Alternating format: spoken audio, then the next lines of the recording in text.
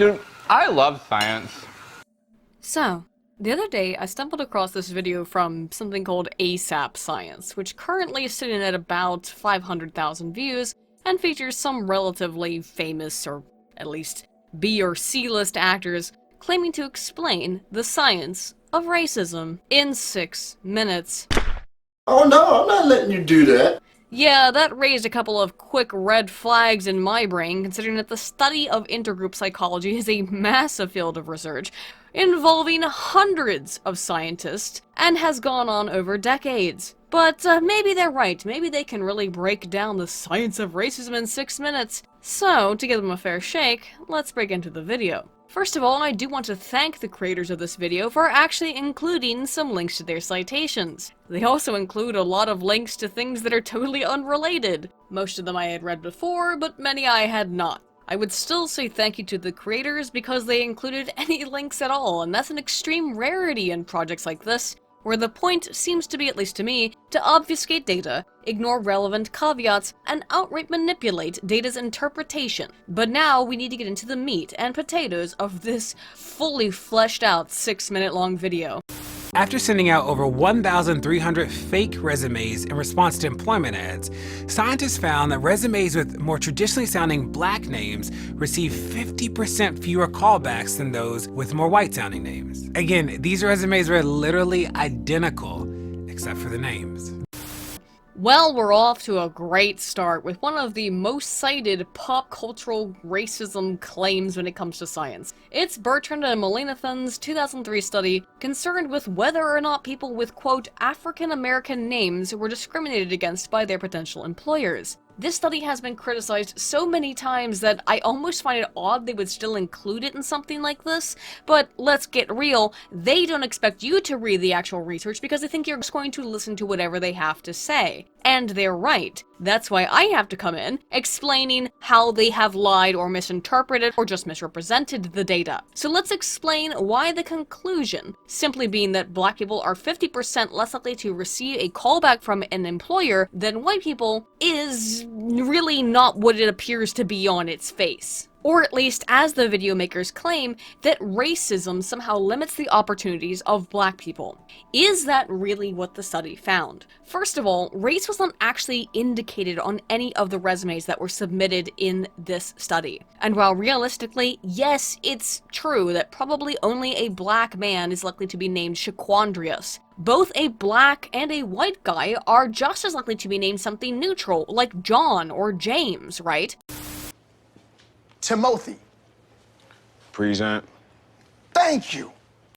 Because nothing else about these resumes, by the video maker's own admission, differed beyond their name. It is therefore impossible to claim that the differences that were isolated between these two groups were causally related purely to the applicant's race, given that, again, race was never stated. People who received these resumes had no idea what the race was. What we are potentially looking at here is actually a product of something called the availability heuristic. When you come across a new person based on our cognitive heuristics, that is our mental shortcuts, these very quick associations we make between ideas that we all possess, as a product of evolution to assist us in snap judgments and quick processing of information, yeah, it makes sense why maybe somebody with a more unique name may be thought of more frequently, or the processing of information regarding that person with a unique name might present itself uniquely in the memory processing function.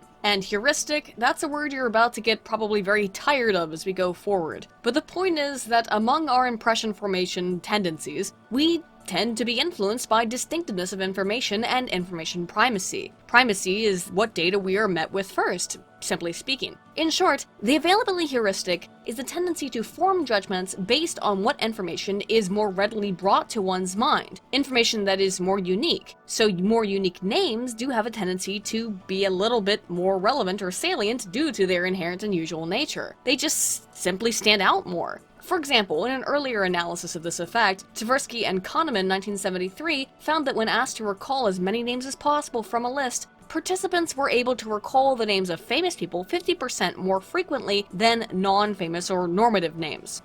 A 50% change in participants, you say? That sounded a little bit familiar now, isn't it? The name makes the resume stick out in more than just one way as being coded as this is a black person. Its distinctiveness may lead to more critical reads of the resume, for example, as well. That would certainly help to explain similarly why unique names with more impressive resumes were only slightly more positively evaluated by potential employers, as well at the level of a 9% increase in callback versus a 30% increase in the more white normative coded names versus the abnormal, quote, black coded names. A unique name draws unique attention and therefore impacts recall. Thus, it would suggest that were you to conduct a similar study that also threw in applicants named Moon Unit and Dweezil, you would probably find a similar effect for those participants. It's not like these are overwhelmingly common names, by the way, with the female names including Lakeisha and Kenya, utilized in this study comprising 7% of black female names, and the male names including Rashid and Tyrone. Why are we still here? Just to suffer? Comprising only 3% of black male names in aggregate. Based on cognitive heuristics, we process information differently. For example, Smith et al. 2005 found in a similar study that applicants with female names were judged less harshly by potential employers after having gaps in their work history, and were significantly more likely to be called in for an interview than their male counterparts. And there's another issue with the Bertrand and Melanchthon research. They only examined callback frequency. No interviews and hiring outcomes were assessed. For many reasons, that's just a little bit difficult to do. There have been studies, though, that have assessed that by sending in trained Confederates of different races to interviews. However, those studies as well have numerous confounds, including that experimental participants are aware of the purpose of the study, meaning that they may react based on what they think the study is about. That's why we always try to reduce confounds by not telling participants what we're studying. Well, when you start to include Confederates, you have to tell them what's going on a little bit so that they understand. And by doing that, you also compromise the data. No two actors will ever be identical. That means that you can't make clear, definitive, causal relationships between this. However, based on what we have, yes, as an overview reported in Fix and Turner 1998 found, these studies that were conducted involving interviews with people of minority status in the late 80s and early 90s found that being white was related to a increased likelihood of being hired after a face-to-face interview by 24%. At least it was in the District of Columbia.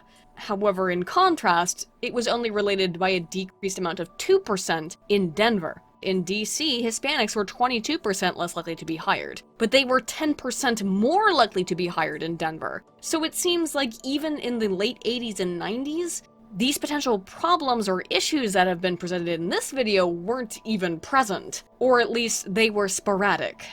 The fact remains there are a lot of variables that could impact those findings, and a lot of potential flaws with their methodology. There is, in contrast, the simple fact that names themselves are often associated with different social and economic backgrounds that may have had an impact on this initial piece of research. That's not just a stereotype I'm stating based on my racism, as the researchers themselves noted. Based on data collected regarding babies born in Massachusetts between 1970 and 1986, the general rate of a mother's college education was lower not only across all black children, but specifically in certain black coded names. White mothers generally tended to have a higher level of education, but that itself was also influenced in terms of the output white names. Some white names were more related to a higher education than others, just as some black names were more related to a higher mother's education than others. It is therefore not unreasonable for an employer to assume that someone with one of these names comes from a more disadvantaged or more advantageous social background, as the video goes on to illustrate immediately following that segment. Studies show that if you grow up in poverty, you'll experience more discrimination than people that are wealthier than you. They proved my point. Even though with these flaws and confounds, the effects still were not as unilateral as they seem to claim here, with black coded names being actually slightly more likely to be called back for an interview when it came to transportation jobs, for example. I cannot tell a lie. Another thing, it's not always necessary to tell the truth. cannot tell a lie. I don't mean lie. But you could exaggerate. Exaggerate. Exaggerate. You've done it before, can't you remember? The hell I can't. Well, I can, but I prefer not to. And as such, it is true that there is a higher rate of unemployment across the United States black population. Yes, that's a fact. But this right here is nothing like sufficient evidence to claim that being black prevents someone from equal opportunity to jobs. This shows how one aspect of racism can have a significant impact on opportunities. That is illegal. And the way one might get around the legality is by pointing out subtle racism or things like this, when in reality, as I've just pointed out, there's a hell of a lot more to look at here than mere black and white distinctions. I mean, Asians are less likely to be unemployed than whites, at least according to these current employment data. But they're also being actively now turned down from positions and college enrollment because they themselves are overrepresented. Yet, for some reason, that's not a problem with racism, I guess, but I digress. Let's get back to the video itself. But even when black and white people grow up in wealthy families and have similar education, even though they start wealthy, black boys are more likely to end up poor.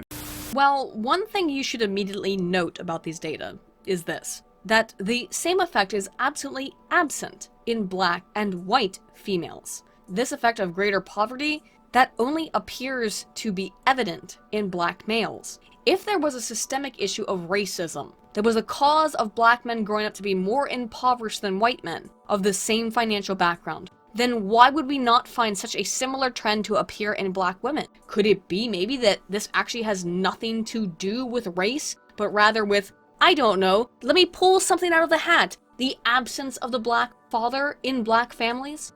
A lack of black fathers was present in both low and high poverty neighborhoods by these very data. I sure love when I can scroll through your own article that you're using as evidence and identify explanatory variables that seemingly explain discrepancy in the data that you're using as evidence for your own thing. This is kind of the cool thing about science, but also the reason why you should read stuff for yourself, or at least think about it critically, because it is so easy to spin data to say whatever the heck you want it to say. But the fact is that this discrepancy is likely explained by the lack of the black father, evidenced by their own data. It's almost like we find consistently that being raised by two parents is a variable related to success in life in various different outputs. It's almost like adult attention is particularly important in the psychological development of boys. It's almost like you can't just look at a complicated issue and say, yup, that's racist, and explain everything away. It's much more complicated than that, and you can't explain it in 6 minutes. One of the major factors can start as early as preschool, where teachers are more likely to punish black students over white students for the same behavior. Black men are also significantly more likely to be incarcerated than white men across all financial backgrounds. And now you might say, well, there you go, Aiden, there's your racism. Come and see the violence inherent in the system, help I'm being repressed. Well, I don't know. Maybe are they being incarcerated more because they commit more crimes per capita, as evidenced from current FBI crime statistics? As always, I'm just talking about correlations, not causations, at least unless I say otherwise. And race is just one variable that's a potential predictor of these things, as a predictor of crime. That does not make it a determinant for any individual. Just because you are born black does not mean that you are somehow predestined to be poor or criminal. But much as with the name study, the likelihood of other impacting variables that are related to poverty are also higher across the black population, and that provides difficulties in achievement. But again, this is a complex web of variables. There is not one single variable that we can so conveniently towards which assign all blame. Is race related? Yes, that seems unquestionable. However, it is not a determinant. And when it comes to how we think about other people, it's not so much based on baseless racism, but rather on cognitive heuristics. black children, particularly affecting black boys, are more likely to lack father figures in their lives. And a lack of a father figure is related to numerous developmental issues, not just financially, as we might see, but also behaviorally. Neil McRae, Webb Johnson, and Breedguest, 2003, noted that black students on average were perceived of by teachers as having more negative demeanors and having a longer history of misbehavior, to be in greater need of special education, and to earn lower grades than their white student counterparts. But that effect only appeared when they also behaved in a black stereotyped way, in what the researchers called a, quote, cool posing, defined as deliberately swaggering or bending posture with the head slightly tilted to the side, one foot dragging, and an exaggerated knee bend. Nice! Yeah, walking like a retard made people think that these students were kind of retarded. And I mean that truly in the educational sense. Good morning. I'm sorry to have kept you waiting, but I'm afraid my walk has become rather sillier recently, and so it takes me rather long. Because as that very self-same study found, teachers reported the same concerns about some kind of educational defects in white students who engaged in that kind of behavior and stance. Thus, when you take veteran teachers with a very, very long history of working with children, in the study that they cited, the average was 14 years of experience, yes, they may tend to stereotype students, but you can't so easily say that that's based on racism before it's more accurately based on cognitive heuristics, on the speed of associating something you've seen a whole lot before and something you see placed in front of you in order to make statistical predictions. The discrepancy between white and black disciplinary action in these teachers that were assessed only occurred upon the introduction of a second infraction, not an initial infraction. Based on prior experience with black children as more likely to have some of these traits, after a pattern of behavior began to emerge in a student, with direct effects of race being weaker than when perception of the child as a troublemaker was included as a mediator variable in the model. Further, there was no direct relationship between race and severity of discipline or suspension proclivity, and barely one even then, only when behavioral patterns were included as a mediator variable. Yeah, you found that black students were more likely to be suspended, sure, but your own model predicts that that was only present when they were also reported as repeated troublemakers. So even though we have a very logical explanation for this, I can't continue with what I'm saying without noting that the study I've just been talking about is hot trash either way. And let me explain. The study asked veteran teachers, those ones I mentioned above, to imagine yourself teaching at a school. And imagine having several of these children, and imagine you have this child in your classroom. And then again, imagine how you would react to multiple acts of misbehavior. And how did they code the children as white or black? They didn't even show pictures. They again just gave white or black coded names. Well, we have the exact same dang problem we had with the previous study now, don't we? Gods almighty, what a damn dumpster fire this study is. As with the hiring study, it is just very likely that teachers had different recall of unusual names. I would say take this kind of absurd imagine methodology. Imagine no possessions. I don't have to imagine. I'm an actual poor person, you billionaire cunt.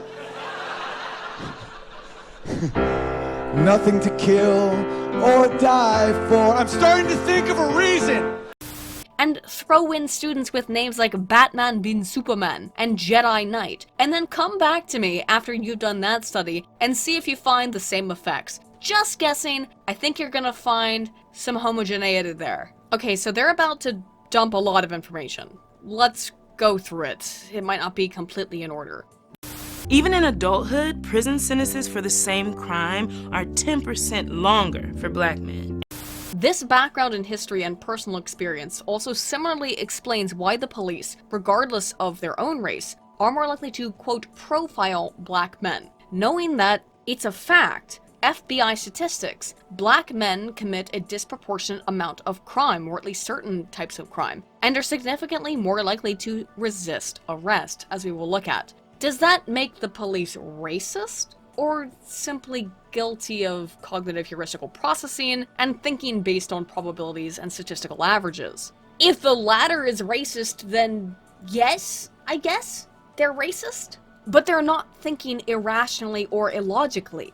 So yes, similarly, black men tend to have longer prison sentences for the same crime because they are more likely to be repeat offenders. The Bureau of Justice Statistics report on recidivism patterns between 2005 and 2010 found that both at the state and federal level, African Americans were considerably more likely to be arrested following a previous crime for which they were convicted, but were actually slightly less likely to be returned to state prisons after their arrest. It makes sense though when you compare mere correlations without looking at the impact of recidivism, why you would see this disparity in sentencing. However, I need to be clear, the studies cited by this video, which similarly is based on BJS data, did include individual repeat criminal history and still did find variance between black and white sentencing, with black arrestees being given harsher sentences, with at least half, however, of this difference explained in African Americans being more likely to face mandatory minimum sentences provided and put forward by prosecutors. That is that black people tended to be more likely to be given minimum sentences rather than cut a bit more of a break, I suppose. That explained 50% of their own variance, so you're left with about 5% variance. And we're talking about 12% of the population committing, let's say, around 50%, based on FBI statistics, crime when it comes to things like robbery. Well, if you're wondering where that comes from, is it possible that it's not coming from a place of hatred and racism, but rather from statistical averages, based on just how people think about things from their heuristic processing? The likelihood of an individual person to be a repeat offender. Is that fair? No, not to an individual. But it's also not based on fiction. It isn't fair. I will say that till the sun comes up. It's not fair for the individual. But it's not based in fantasy. Could it thereby be instead because there is evidence that black people are more likely to resist arrest, for example? NYPD data report that black people engaging in disorderly conduct are 65% more likely to be charged with resisting arrest. They are 85.4% more likely to be charged with resisting arrest regarding a drug crime, and 109.4% more likely to be charged with resisting arrest in crimes involving petty theft. A report from the Santa Clara District Attorney's Office found that despite comprising only 3% of the county's population, 14% of their arrests for resisting an officer were African Americans. A 2014 report from San Francisco's case management system found that African Americans, who make up 6% of the city's population, comprised 45% of cases involving resisting arrest. Now, you could argue, quite fairly I would say, that being charged with resisting arrest does not inherently mean that the suspect was actually resisting arrest. But when your issue is that the police are 3.6 times more likely to use force against black people than white people, and the use of force is 3.6 times higher. When you put that into context, that black people commit more crimes, and that it seems black people have a greater likelihood of resisting arrest if even a fraction of the statistics that I just stated are true. If even some of those are accurate, then it is much more common for a black suspect to not only commit a crime, but to resist being arrested for a crime. As such, it makes sense why the police use more force. Again, these are statistical averages. Is it fair for the individual? No, but we can only base our behavior in many cases, particularly very dangerous cases, such as with the police and how they behave, on statistical probability. But this sounds pretty awful, right? Maybe. So let's look at the supposed physiological effects of being exposed to racism beyond, being detained by the cops. When studying the existence of racism towards Indigenous people in Australia, 45% of Indigenous families reported racism. And interestingly, scientists began to link these experiences to poor mental health status, sleep difficulties, obesity, and even asthma. Which brings up an important fact: racism can truly be damaging to your health. Okay, So the studies used to come to this conclusion are based on self-reported incidences of racism. And that does make some logical sense, as many times racist behavior may not present itself in outward illegal activity that would be forwarded in a police report. However, at the same time, self-report of racist behavior or activity means that what constitutes racist behavior is defined by the participant, even though usually the people who run these studies provide the participants with an example of what constitutes racism. You're still left up to define it within your own head.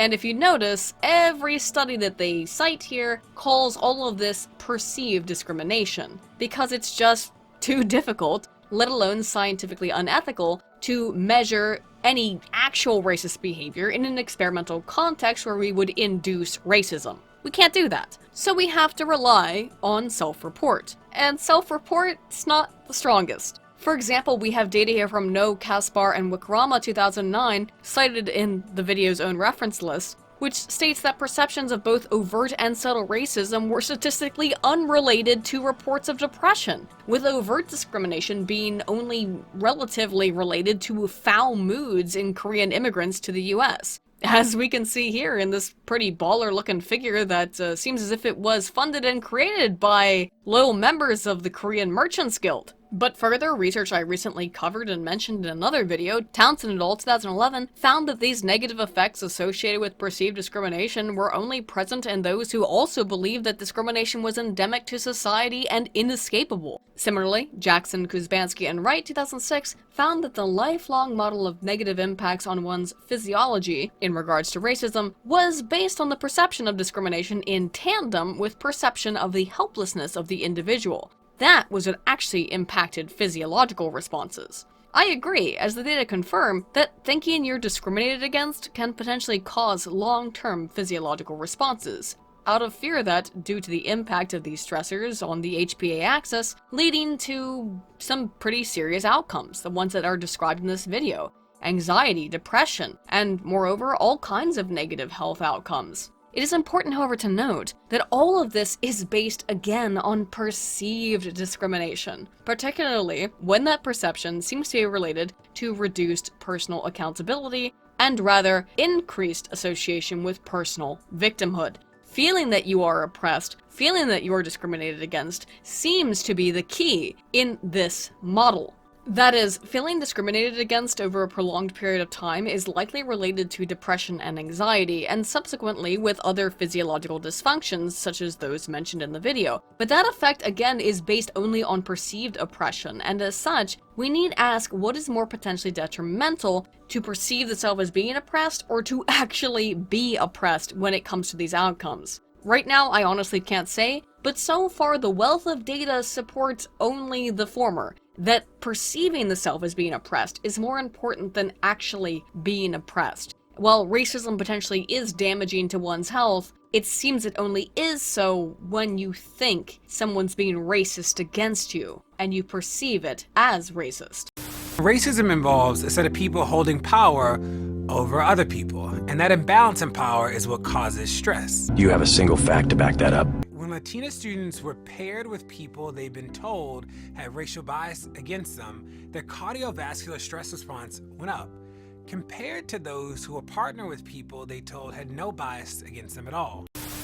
No duh. Oh crap, I can't believe I just said that, being it's one of my biggest pet peeves of the criticisms of the social sciences. But that's really unsurprising, right? If you're told another person doesn't like you, is it any wonder what you would be a little bit more tense around him or her? I fail to see the specificity of race to this, and they don't appear to be able to provide it either. As with the aforementioned studies, this one concerned perceived and anticipated discrimination, wherein Latina women were told that they're white Confederate, and I mean that in the scientific sense, not the, oh, I wish I was in the land of cotton one. Counterparts held racist attitudes against Hispanic people and were found to have increased stress responses than their hermanas, who were paired with a white Confederate that they were told was not racist. Do you see how this is all based on perception rather than behavior, rather on reality? So again, I ask, what's worse, thinking the world is racist not to get you, or reality being as it is, a bit of a mixed bag of nuts? Another study of Korean immigrants found that discrimination was linked to debilitating mental health effects. But again, as with others, this was a study concerning perceived discrimination than actual discrimination. And based on the available information, we can only make the definitive claim that there seems to be a correlation between perception, but not with actual behavior in the evidence towards negative physiological and psychological outcomes. But specifically, I want to note that most amusingly, the data themselves back up my hypothesis, not yours, with overtly perceived discrimination being the only impactful factor in negative psychological outcomes rather than subtle discrimination. And by that, again, I'm only talking about perception. And by negative outcomes, I'm talking about feeling sad. That's it.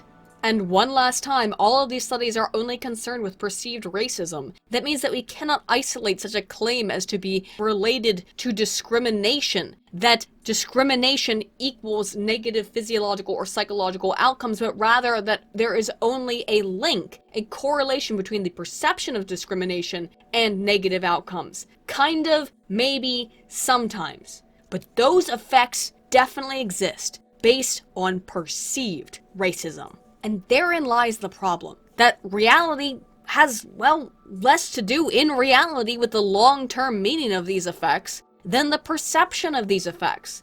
And what's going to make the perception of these effects worse? I don't know, maybe focusing in on it with hyper-attention? Maybe that would cause some issues? But let's get back to it. They have some things to say about the health of Black people and racism.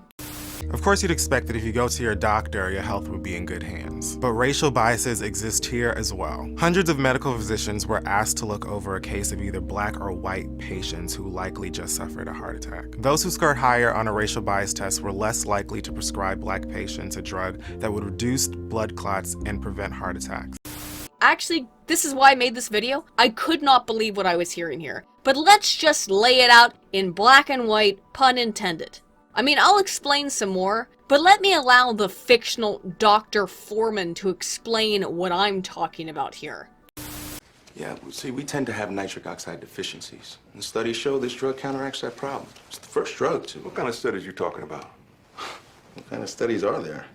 They get some patients, they give them some drugs. I've had white people lying to me for 60 years. Let's be clear what's happening. The creators of this video are complaining that doctors are trying to save Black lives by not defaulting more commonly to thrombolysis that's used to treat blood clots, and instead tend toward a default treatment for Black people for hypertension in those who have suffered from a dang heart attack. The fact is, yes, Black people are significantly more likely to have hypertension than white people. Significantly. And this tendency is present even when we account for blood pressure in general, as illustrated here from these data from Lackland 2014. Hence, why doctors who reported no difference in preference towards one race or another in this very study were less likely to assume blood clots in Black patients who had suffered from a heart attack than white patients. And by the way, let's again point out the methodology of all of this being in anticipation of association with implicit associations, that is heuristic processing. Let me explain. They had doctors guess, based on a proposed case file that they were presented with, what kind of treatment they would likely prescribe to a potential patient in tandem to their responses to an IAT, that is Implicit Associations Test, racial bias instrument.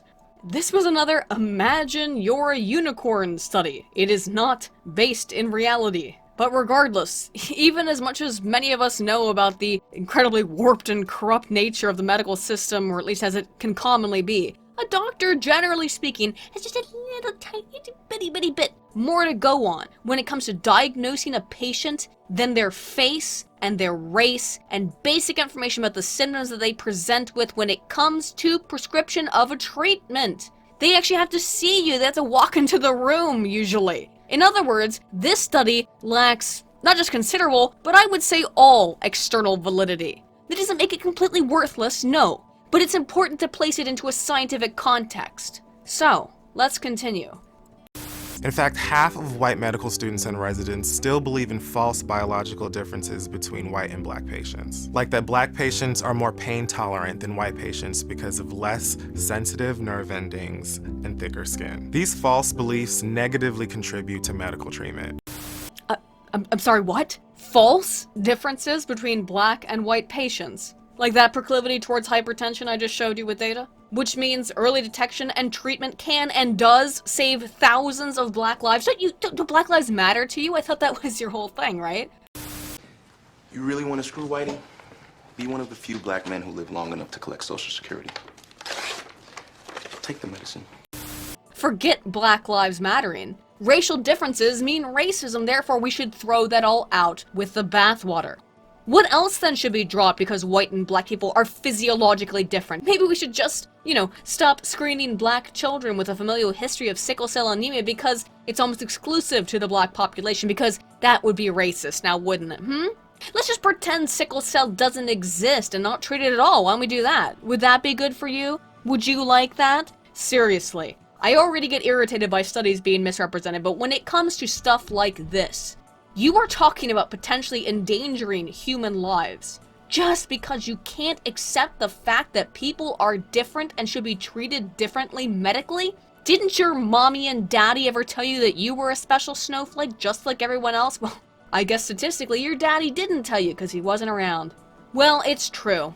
You are a special snowflake, just like everyone else. And it's also true that many things about us snowflakes fall into general categories, aggregates, and these can be of benefit to doctors when considering possible health issues. I mean, when a man comes into the ER screaming, presenting with immediate postprandial upper abdominal distension. Get out of the way, get out of the way. What did you say she's got? Cramps. Then again, I guess it's current year +3, so I guess we shouldn't assume, should we? On that note, many doctors also believe that women are more tolerant to pain, because there's some evidence for that, although it's a bit iffy. And as Manu Bey and colleagues 2015 illustrated, there is no difference in the prescription of opioids across men and women from doctors. In contrast, while it is absolutely true that black people may be less likely than whites to receive narcotic pain-relieving medications, as we can see from these data from Pletcher et al. 2008. Is that intrinsically a bad thing? And hang on, hear me out.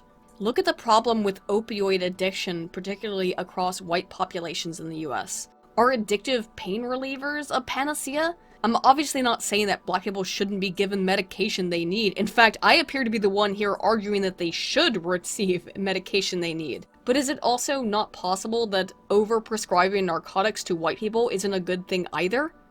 Studies show that most people perceive the faces of other races to be more angry than faces of their own race. Now, these findings make some people uncomfortable because it's hard to look at your own bias and where you sit in perpetuating some of these values and beliefs that don't do the good that we think we're doing. So here we get further into the thing that I mentioned above, implicit associations. This is true. People tend to associate the faces of people of other races more quickly with negative responses, such as fear or anger, than they do the faces of people of their same race. The IAT is a test you've probably heard of before, wherein faces or words are quickly flashed in front of participants and their responses are measured based on the speed of their reaction. This instrument was used in a number of the studies we've spoken about already today, and although I've talked about it many times before, I need to explain quickly what an IAT is actually measuring.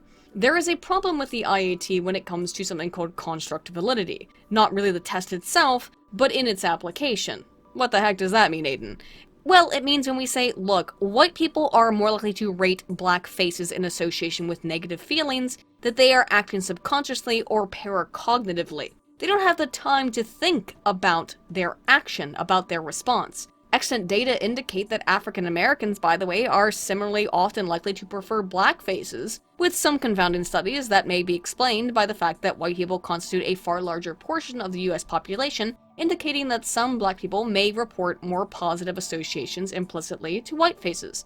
I say that might explain the data because of how IAT functions. It is a test of cognitive heuristics. That is, of proximity of constructs within one's neural network. The more we associate ideas, the faster we process information that connects those ideas. You can think about this in a very basic Pavlovian sense, in that the ringing of a bell results in salivation in anticipation of receiving a treat. Well, similarly in humans, we can think of the connection between concepts or a series of ideas as roadways that become more worn down.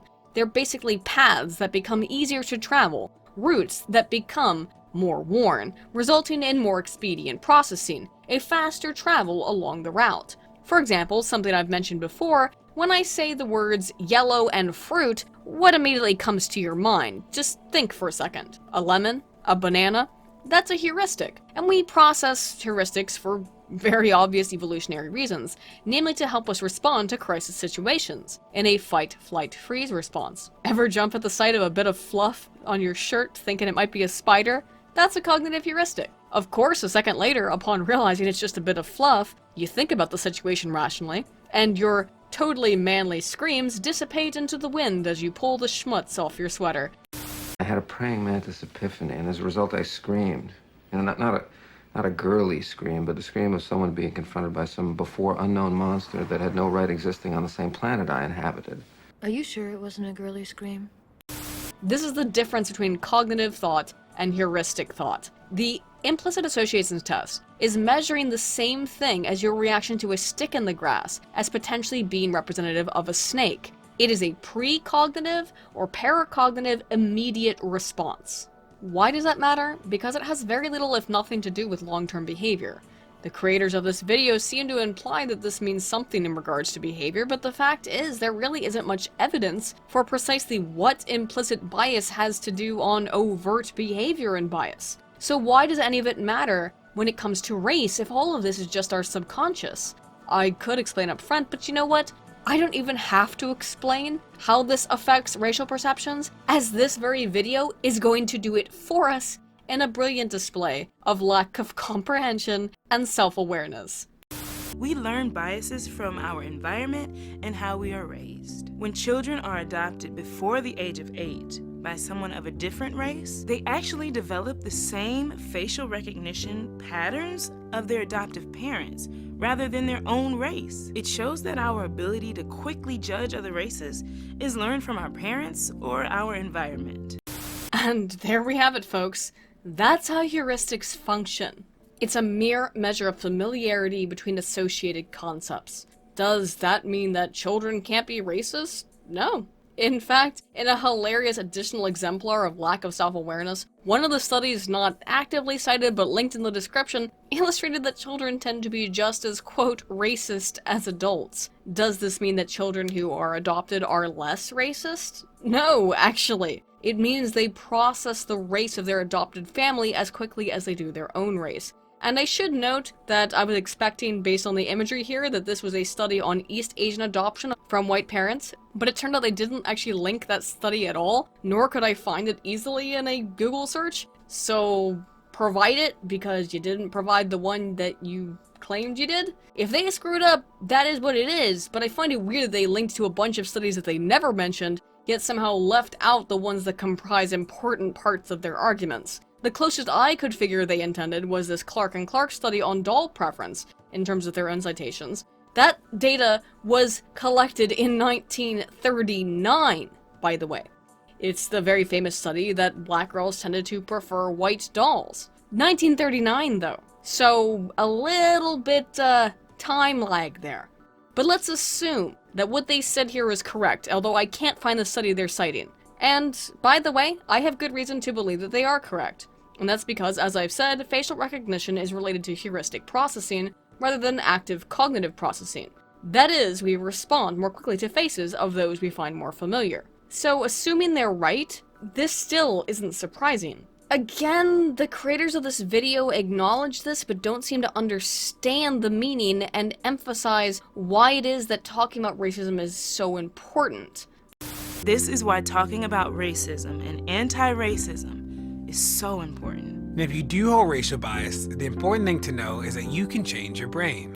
Really? Is it so important? When we find that people suffer from the negative physiological or psychological effects associated with racism are all related to perceived racism. Really, is it such a good thing to talk about racism constantly? Racism real or perceived or otherwise, if you perceive it to be so, that seems to be the operative function here.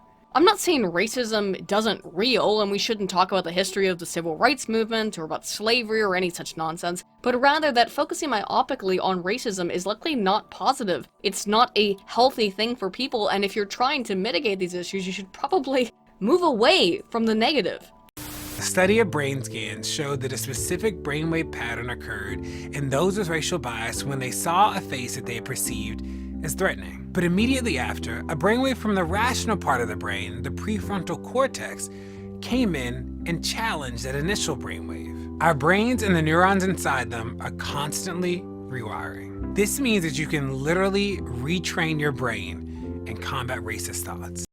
Going forward, again, the video's creators recognize that cognitive heuristics exist, but seem to not be able to understand or express how or why they work, rather insisting that this is some kind of unique finding when, again, this is the most basic premise of the heuristic concept, something that's been very well studied. This might seem a little obvious, but people who spend more time with different races and different backgrounds show less bias. This is called contact theory, where intergroup contact reduces intergroup prejudice.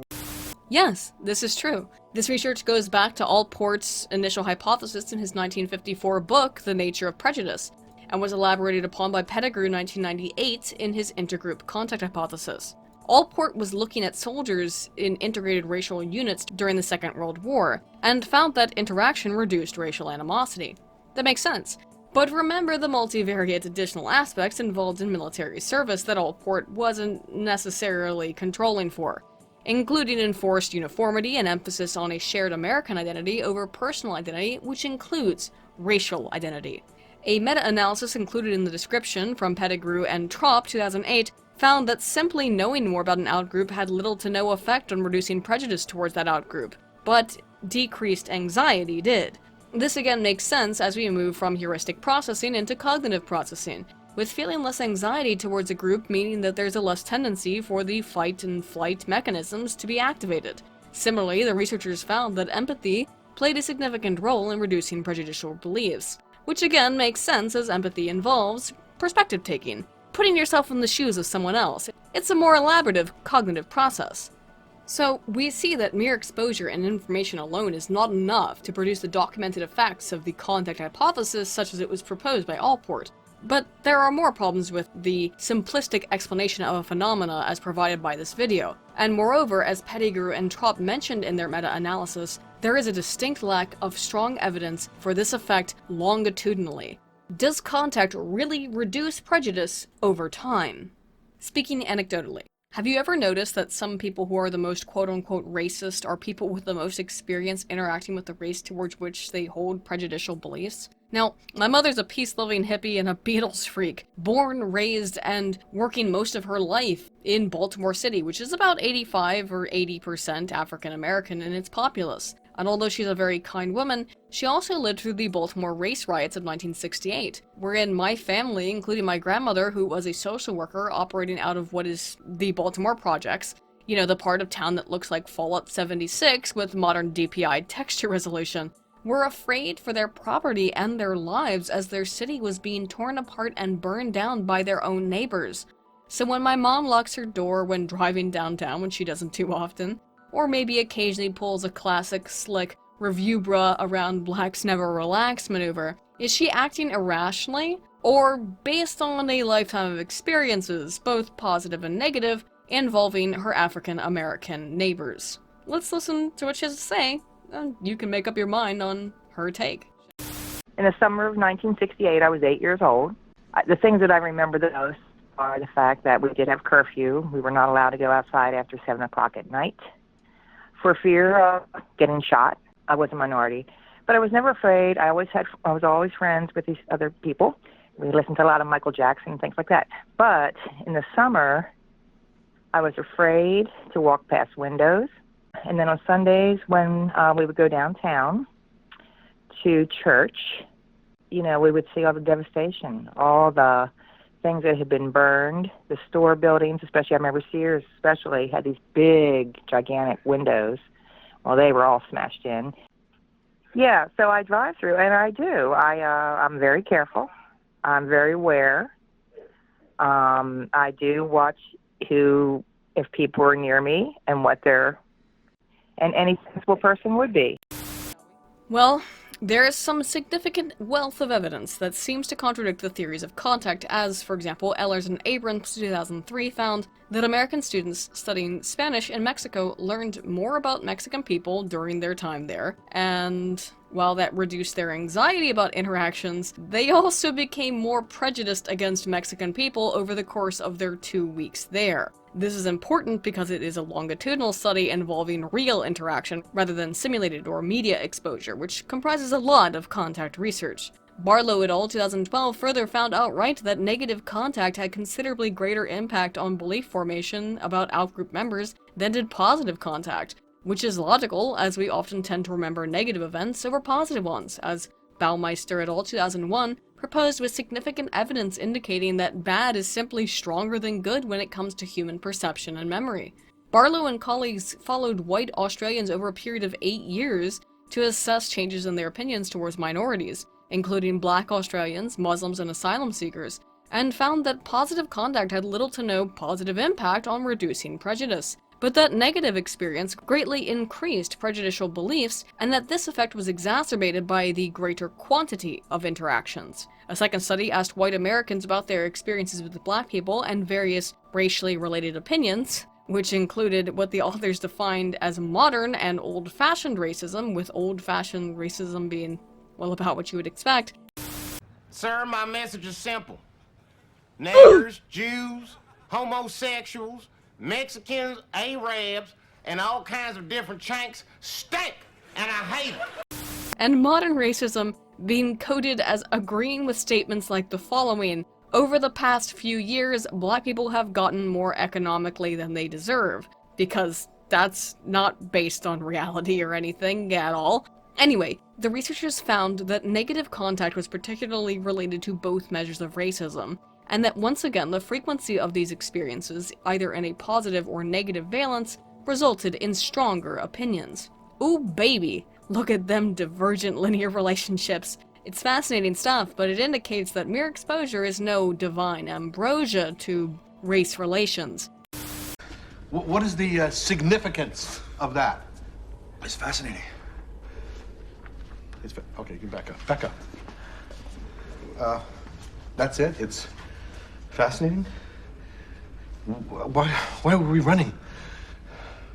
Oh, I just wanted to see if he'd chase me.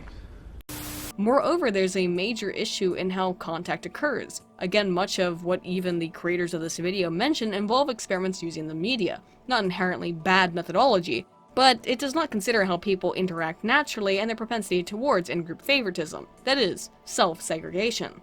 The term segregation has a lot of reasonable negative connotations, but we self-segregate all the time. Let's say you're in an airport bar, waiting for your delayed flight, continually being moved back seemingly ad infinitum, drinking like it's a privilege. So you just stay out just to be out, drinking like it's a privilege? You telling me if I give you more money, you give me more? Oh, wow. Who are you more likely to strike up a conversation with to pass the time? Provided you're, less socially inept and more capable of such things than I am. Are you more likely to strike up a conversation with someone wearing a t-shirt from your favorite media franchise, or someone wearing a cap from a rival sports team? I don't know, you insert things that matter to you there. That's the basic premise, though, of self-segregation. And considering that negative experiences have a much greater impact on increasing prejudice than positive experiences, shouldn't we be kind of thankful for that propensity? And we do have that propensity. As Levin, Van Laar, and Sedanius 2003 found, having friends of another race did reduce prejudice, yes, consistent with the data we've seen. But people who didn't have out-group friends during their college freshman year were unlikely to start making out-group friends during their sophomore and junior years, although they similarly expressed lower anxiety regarding out-group interaction. College, I should mention, does have a kind of unique place in all of this, wherein there is a shared group identity of the self as student, or let's go!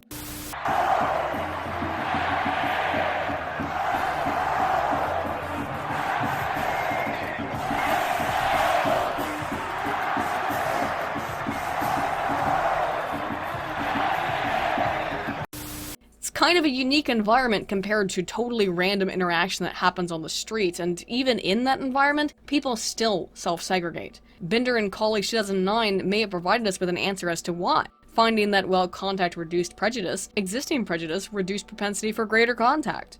It's kind of a catch-22. The same effects of negative exposure being potent were present, but additionally found to be related to strength of group member prototypicality. What that means is that perceiving an outgroup member's behavior as a stereotypical behavior of that group to which they belong, when in a negative context, was uniquely related to increased negative opinions toward the outgroup to which that person belonged. Back in the real world outside of the academy, Savecold, Gesthusian, and Sheepers 2015 found that native Dutch people were less likely to be involved in social bonding activities within their communities when said communities contained a large number of ethnic minorities. I'm telling you all of this because the claims made in this short video, that is being responded to with a very long video, imply that mere exposure decreases supposed racism, and that's just unfounded. But more heinously are being actively misinterpreted. In another amusing act of unawareness, the creators linked to an article from Brewer in 1999, an article I have frequently cited myself, Brewer who posits, based on her available data, that there is just not so much evidence that we hate and will attack members of outgroups, but rather that we just prefer to interact with those for whom we share an in-group. It is in-group love, not out-group hate. Hence why, once again, you can't explain racism in 6 minutes, let alone 60. And we're still not quite done yet. A study found racial bias lessened after subliminal exposure to counter-stereotypes. Participants were shown faces of popular celebrities of diverse races, including Beyonce, and this kind of priming led to decreased bias within seconds to minutes. So, this is another study not actually included on the reference list, and even after doing a few searches for the study specifically using the term Beyonce as a stimulus, I could not find the precise thing they were mentioning. Meaning that in this process, I did, however, read several abstracts about Beyonce's booty. Yes, several. I think they might be referring to this meta-analysis that they did include on stereotypes in the media and perceptions of outgroups and the self by Apple and Weber 2017, but I'm not exactly sure. I will note before I drop my load on the amusing source that they actually did manage to link, though, that they are describing something called parasocial contact hypothesis, proposed by Schappa, Gregg, and Hughes 2005, who, in an analysis of viewers of Will and Grace, found that those who viewed the show were more accepting of gay men, particularly when they viewed the characters of the show as familiar, or as friends. Again, that makes sense, right? If you have no other exposure to gay people, then yeah, seeing a positive portrayal of a gay person in the media can reduce your prejudice. Although hang on there, because just like Beyonce, there's a big but coming here. This effect is strongest in those who have no other exposure to the outgroup. And as we've seen, mere exposure often increases racism when interactions are negative. The analysis in the video related to parasocial contact hypothesis, the analysis of Apple and Weber, which included an analysis of 33 studies, found that participants did experience diminished cognitive performance on tasks after being exposed to media that included negative stereotypes about a group to which they were a member. Understand, though, what that means. It means that even if Apu is a negative Indian stereotype, and by the way, please explain to me how being a successful business owner, a father, a husband, and a man with a freaking PhD in computer science represents a negative stereotype.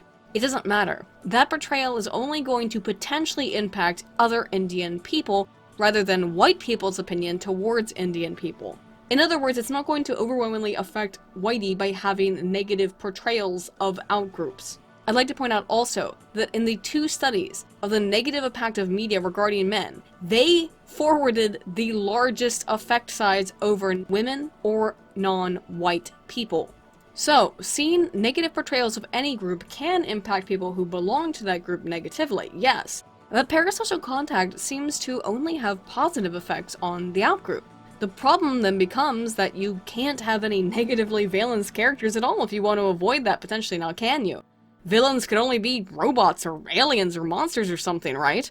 Moreover, here's what that really means and why it matters. Does any of this exposure to media affect reality? Well, Zhang and Harwood 2012 found that while parasocial contact through media exposure of Korean participants to American media resulted in positive perceptions of the outgroup, that being Americans, personal contact, actual interaction, was unrelated to positive behavioral action towards Americans, us. And finally, ideas and even science flourishes when diverse people work together. A study that analyzed the last names of 2.5 million research papers as a proxy for ethnicity found that when authors work with people of different races and backgrounds, their work received 10% more citations and prestige. This has been going on for long enough. I'm tired of responding to all of these very silly claims, but let's be clear on what's being discussed here. More diverse names meant the study was more likely to be cited, right? Let me tell you something about research. A big project that involves a lot of researchers from various institutions is probably just going to be, you know, a bigger project and therefore a bit more important to the wealth of data and research than your average day-to-day piece of publication produced by scientists just trying to get their tenure or maintain their job. I can't say that this totally explains the finding, but it sure as hell makes for a logical explanation in face validity now, doesn't it? Another study they cite here similarly notes that interracial dating is positively related to creative thinking, and by the way, that seems to be true. But let's look at the variable they used to assess creativity. It's something called the Remote Associates Test, and as this study from Pfeiffer 2014 isolated, the personality traits most strongly correlated with the RAT instrument were openness and agreeableness, and was negatively associated with conscientiousness. In other words, based on the available data that we have regarding the Big Five personality traits and political leanings, this exact same personality profile that defines people who are more creative according to the RAT are also probably more likely to be liberal or left-leaning. So we've arrived at a bit of a chicken versus egg argument, right? And although research that the video makers provide from Lou et al. 2017 confirm that people who have been involved in interracial relationships are more creative after longitudinal exposure, we should also consider the possibility that people who are more generally liberal-leaning may also be more likely to engage in interracial relationships. I will say, however, that this is a pretty positive finding, and I don't have any other qualms with it beyond the potential for confounds and external influences in affecting the data, making it one of the only claims, more or less, made within the 6 minutes I spent 60 minutes responding to that I didn't have a major problem with. And I want to end then with potentially the most backward thing said in this very short video. These are scientifically based studies that we used as examples of how to combat racism. The most important thing is to be aware. Aware that racism exists. Aware that it is damaging. And aware that it is up to you to combat it altogether. While it's true, awareness probably doesn't hurt. We've seen that in this video. Fixation on racism, fixation on discrimination probably does. Thinking you are oppressed is potentially a greater cause of psychological harm than actual oppression, and so it seems, not just from the data I've presented, but the data you presented. Why are people so constantly upset and crying out in anguish to the skies, screaming because Donald Trump is president? Is that healthy? Is it really good for one's well-being to concentrate their energy on every perceived slight or microaggression? Or is it more beneficial for us all to simply accept human differences as normative and an inexorable element of the human experience? I don't know, lads. What do you think? If you've enjoyed this video, please be sure to like and subscribe. I'm Aiden Paladin, Altana Volt.